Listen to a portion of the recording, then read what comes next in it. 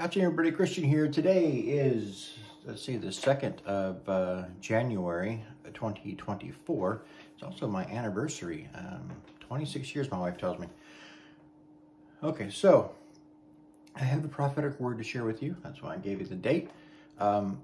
This was a word that I heard a couple weeks ago while I was spending time in my prayer time.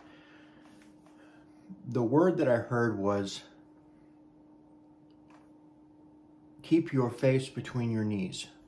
And that, as soon as I heard it, I recognized where that's from in the Bible. And I knew what he was telling me. And for those of you who do not know, I've posted it on my community section on YouTube. So a little section of the Bible, you can go see that, or you can just look it up. It's 1 Kings chapter 18, 42 through 46. It's an excerpt of a story where there has been a drought for a long time during Ahab's reign. And the prophet, Elijah with a J, has proclaimed at the end of a drought. And it says that Ahab goes off to eat and drink, and Elijah goes up to the top of Mount Carmel to put his face, to bow low and put his face between his knees. It's a position of prayer.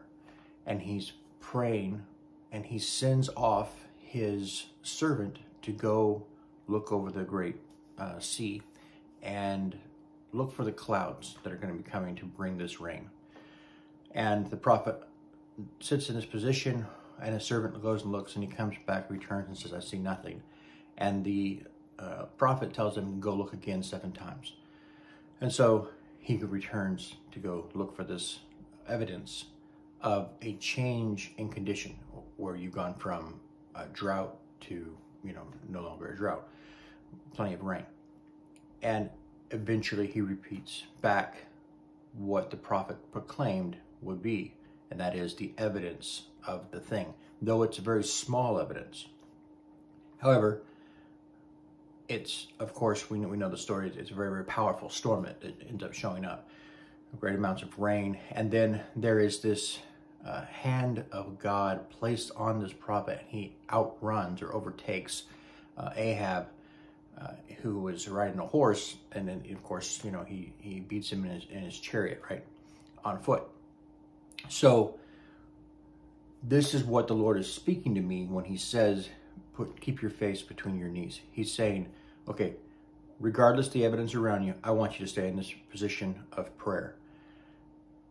I will bring this to pass, and I will cause you to overtake those who have gone ahead of you, those who took off to go eat and drink, and you're staying where I told you to stay and doing the prayer. When this is time, I will cause you to surpass them. So this is what the Lord is speaking to the body now. The same thing. Whatever he does to me, he's doing to the church, right? So whatever he says to me, he says to the church.